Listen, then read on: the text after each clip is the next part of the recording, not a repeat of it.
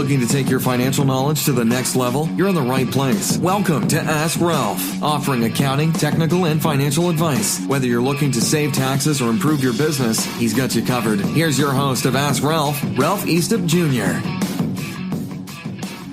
Welcome back to the Ask Ralph Show. There was an article that was on the MarketWatch website the other day on March 19th, and I thought I'd spend a few minutes talking about it, and it's entitled The Little Notice Tax Change That Could Affect Your Return.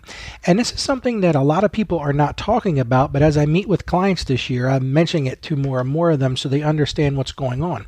And that is for the 2018 to 2025 tax season, the Tax Cut and Jobs Act eliminates write-off for miscellaneous itemized deductions. Now, a lot of people don't know what these are.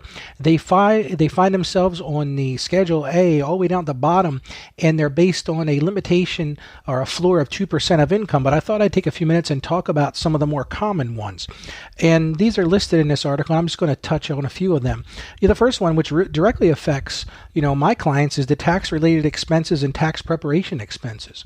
In the past, clients have been able to write off the cost of having their taxes professionally prepared, or also the purchase of software or other things that go along with that, as well as tax advice fees. So if you had meetings with your accountant or tax preparer during the year, you could actually write off those expenses on your tax return under the Schedule A.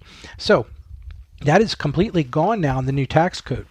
Another thing that a lot of people are affected by, and this is investment advisory fees and expenses. I have some clients that have pretty substantial investment portfolios who pay $5,000, $6,000, or $8,000 a year for their management fees. And a lot of times the brokers will tell them, well, this is a limited itemized deduction anyway, so it's really no big deal. So that's something else you want to keep an eye on, because these things included, clerical help and office rent for offices used to manage investments, as well as expenses for a home office used to manage investments. You could also, in the past, deduct depreciation and computer electronics to manage investments, and any fees to collect interest and dividends. So this is a real big change for people who will no longer be able to take these expenses. One of the common ones that we have a lot of clients with is the payment for a safe deposit box rental fee. That is also eliminated, as well as any other investment-related fees and expenses, such as IRA custodian fees. A lot of people have IRAs with an annual fee, and we were able to write those off in the past. Also, loss on liquidation of traditional IRA or Roth IRAs.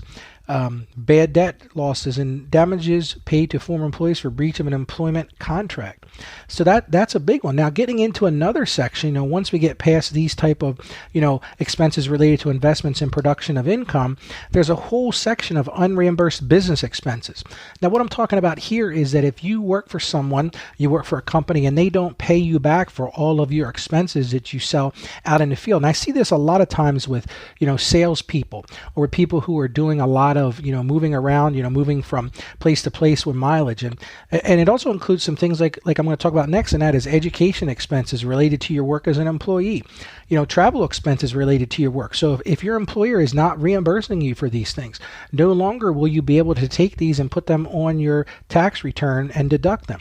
This includes professional society dues. If you're a professional of some sort, you've always been able to take those deductions. Same way with professional license fees. I see this a lot of times with my nursing clients or my physician clients. Subscriptions to professional journals and trade publications. A lot of my professional clients would also take deductions for this, as well as the home office used regularly and exclusively in your work as an employee and for the convenience of your employer. So that is gone now. If you happen to have a home office because your employer is not providing you with an office at their place of business, you can no longer write that off. Same way with the depreciation of the computer required by your employer, tools and supplies. Now, another big one, a lot for my union clients, and some of the union dues are pretty high. I've had clients pay 7, 8, even 9% of their annual compensation in union dues, which really has represented a big Schedule A deduction in the past, but that is being eliminated now as well. So no, you will not be able to deduct union dues and expenses. Going along with that, you'll no longer be able to deduct work clothes and uniforms if they're required for your work, and as they note in this article, that are not suitable for everyday wear. Same thing with legal fees related to your work as an employee or job search expenses. All of those are eliminated. Now let's talk about what are the main ones that are going to affect most people. And I think the big one here is the unreimbursed employee business expenses. A lot of folks pay relatively large amounts out of their own pockets to go back to school to improve their resumes. And that's all going to be eliminated now. There is still the option to take, some of the expenses as a college credit, but you can't deduct those things. And I really see this impacting a lot of people who are in the sales field.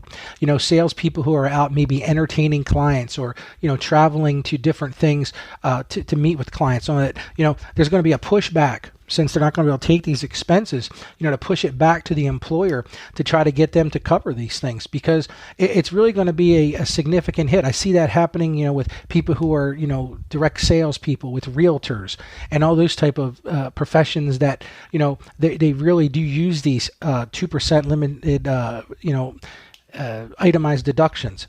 The next area, and I've talked a lot about this, is the tax and investment related expenses. Those are a big deal, especially when you look at, these costs of maintaining professional investment counsels, depending upon the size of your assets, you may be paying a 1% or a 1.5% fee, what's called, assets under management. So, make sure you check with your broker. It may be the time to start thinking about putting your investments into some sort of different plan, where you're not necessarily paying an asset under management fee. A lot of people went with that approach when those things were deductible, but it may make sense to, relook at that and say, it doesn't really make sense to do this anymore because of the fact that they've eliminated these expenses. And the final one, and a lot of people don't do these, but these are hobby related expenses.